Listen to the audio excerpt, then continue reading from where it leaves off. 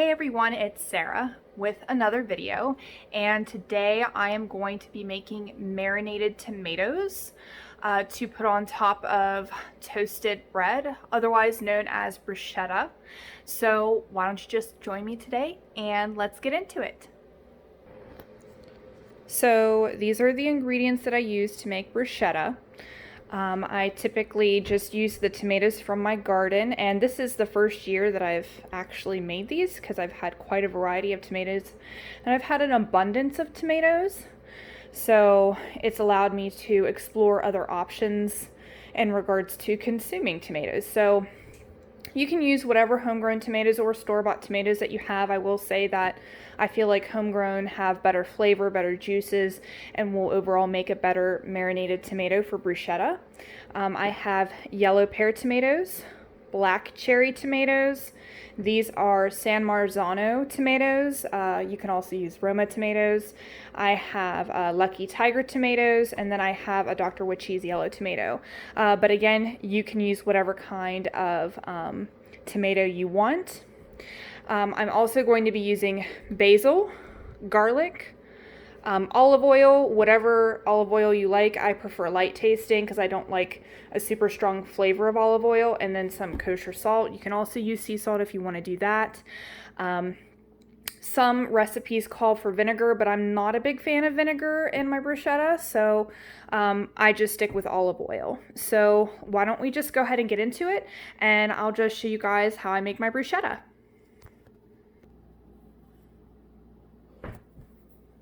Okay, so I'm going to start off with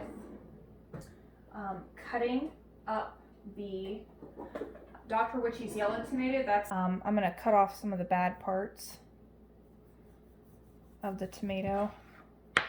And I have like a little bowl back here that I put my kitchen scraps in. So I'm just going to cut off any of the bad parts on the tomato here before I start chopping it up. Take the core out.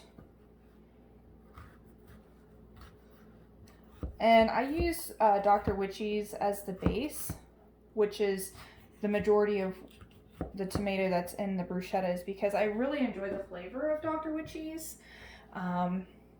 It's nice and mild, it's sweet, and it's not super acidic. If you prefer a more acidic tomato, feel free to use a red tomato, or if you have any darker tomatoes, they're also pretty acidic as well. The only thing that I like to make sure of whenever I am making the bruschetta is that I'm cutting everything to similar sizes. I prefer to have pretty uniform marinated tomato for the bruschetta. So I'm going to try to get these into nice sized chunks. Probably about a nice square. I guess depending upon the size of your bread will depend upon how small you chop it. I might actually go a tad bit smaller because I do have a small bread loaf. Just make sure that everything's even when you're chopping it. So I'm going to go ahead and finish up this tomato, and I will come back whenever I'm done. Okay, so that is all of the Dr. Witchy tomato chopped up. I'm going to go ahead and do some of the other tomatoes, and really whenever I do these other tomatoes, I kind of eyeball how much I want to put in there. It's not really an exact science for me. I just kind of look to see what looks good. Now, I will say that a very fresh, warm tomato is probably best for bruschetta, just because a nice warm tomato will have a lot of juices. It'll taste very good, but I have to keep mine stored in the fridge because I just have so many tomatoes that I have to keep them in the fridge to have them keep longer, because I need more time to process them and use them. because gardening's not my day job, so I have to find time for it. Now these San Marzano tomatoes, on a side note, I do plan on doing a video here soon on cold packing the full tomato and then water bathing them to store them. So I'm hoping to do a video of that soon. So I think that looks pretty good, the amount of San Marzano tomatoes that I have. And this is actually going to be a pretty decent sized batch of marinated tomatoes. I'm going to be taking it into work tomorrow to share with some friends. So I wanted to make a decent size. Now, some of these that I have for the Lucky Tigers, they did split, so I'm just cutting off the side that split. And these, I find, are the sweetest tomatoes that I have so far this year. I really enjoy the flavor of the Lucky Tiger tomato a lot. So I'll probably add in a couple extra of these.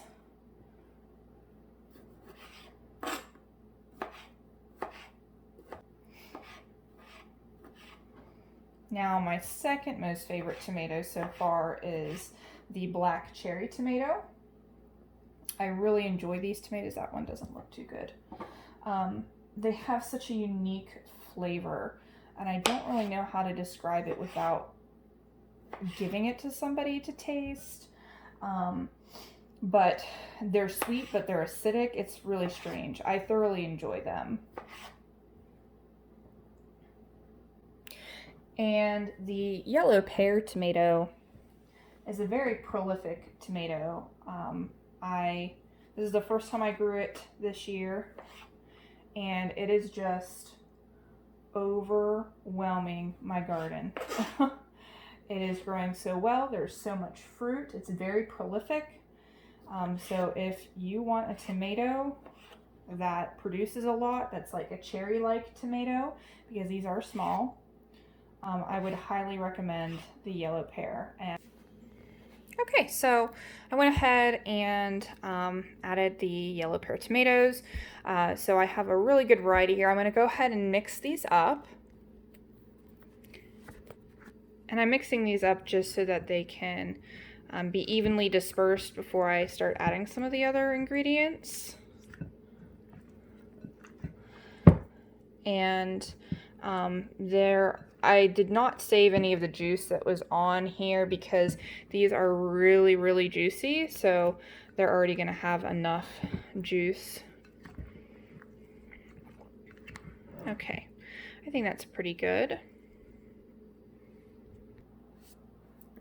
So the next thing I'm going to do is add some kosher salt. And like I said, you can add sea salt, but I've always just added kosher. And I just do maybe, I don't even think, but I just put a little bit in the palm of my hand and then sprinkle it around. Actually, I might add just a tad more.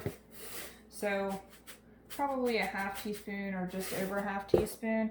I kind of, again, it's something that I eyeball. And really what this does is, one, it flavors the marinated tomatoes, but it also helps the tomatoes release their juices.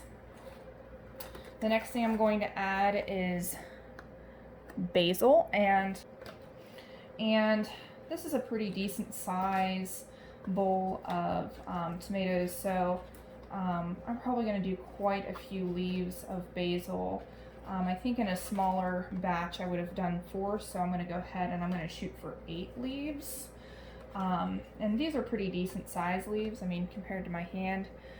Obviously homegrown basil's better, but I was not successful in growing basil this year. That's something I'm going to figure out next year though. End up adding more. It's all just going to depend on what it looks like after I add it and mix it up, because I kind of do this based off what it looks like. So I'm going to go ahead and sprinkle that on top. And it's sticking to my cutting board.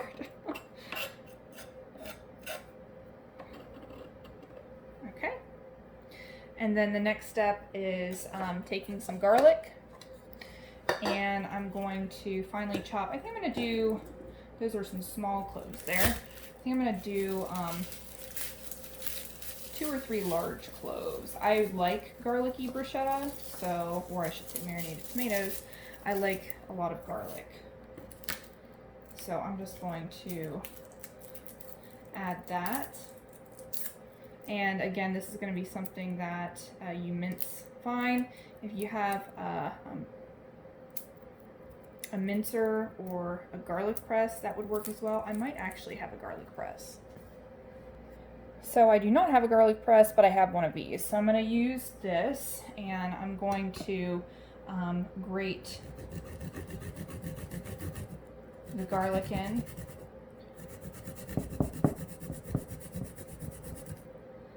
And I'm going to do, these cloves are pretty big, so I'm going to do, I think I'm going to do 2 or 3 large cloves.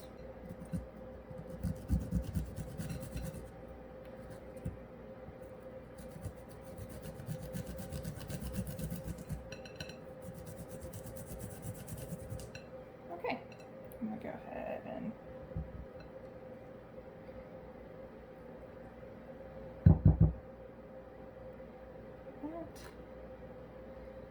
okay. And then finally, the last thing is adding the olive oil. So I just sort of eyeball it enough to where it would coat the tomatoes. So we'll start off with what I think will be maybe just under a half cup, maybe 1/3 cup, maybe less than that. I'm not sure. This isn't an exact science for me. And then I'm gonna go ahead and stir this about, kind of take a look to see how the basil's distributed in there. I may add a little more basil. Actually, I think that might be pretty good on the basil because the juices from the basil will start to release and then everything will marinate. So I'm gonna go, you know what, I think this is pretty good. I'm gonna go ahead and take a quick taste. Obviously it's not gonna taste the same after it sits. It'll be a little more intensified. Okay. I think that's good. So I'm gonna leave this sit, and while this is marinating, then we'll work on getting the bread toasted. So for the bread, you're just going to take any type of baguette. This is a baguette that I got at Walmart. I had to bake it for like 8 to 10 minutes in the oven, and then I'm going to slice it on an angle. And then once I slice it on an angle, I'm going to spread olive oil on it, like brush olive oil on each side, and then toast it in the pan. Once it's done toasting in the pan, I'm going to take a clove of garlic and actually rub it on the toasted bread. And this is what it looks like. Okay, so that's what the toasted bread is. So let's go ahead and just make some bruschetta and taste it.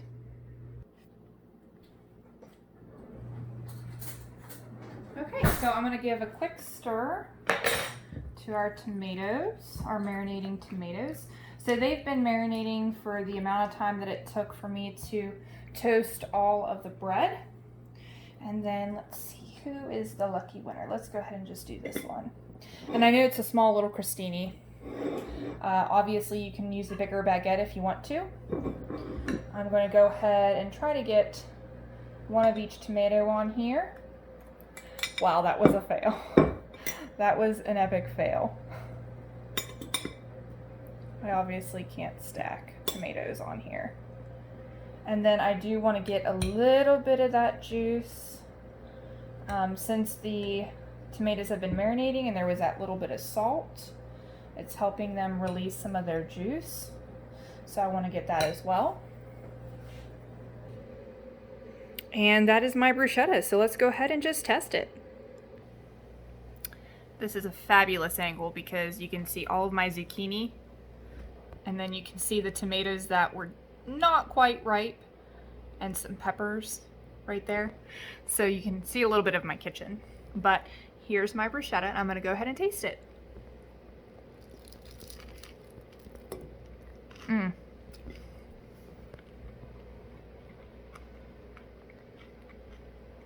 So good. You can taste, got a little bit on my chin. You can taste the tomato, you can taste the garlic, the basil, the olive oil. It's just and you can't even really taste the salt, to be honest, which I like because I don't like anything to be too salty, but this is delicious. And then the toasty crostini with the garlic spread on it adds a specific touch.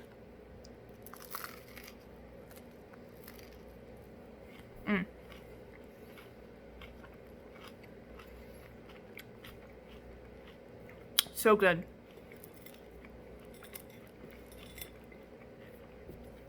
Perfect.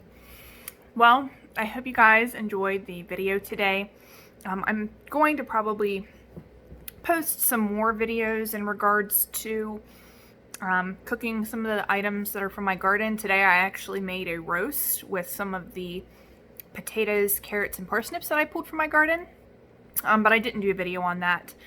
Roasts are pretty simple, and I typically do my roast in the crock pot, so you would just be seeing me put stuff in a crock pot and then say, hey, 8 hours later, here's what it looks like, and here's what it tastes like.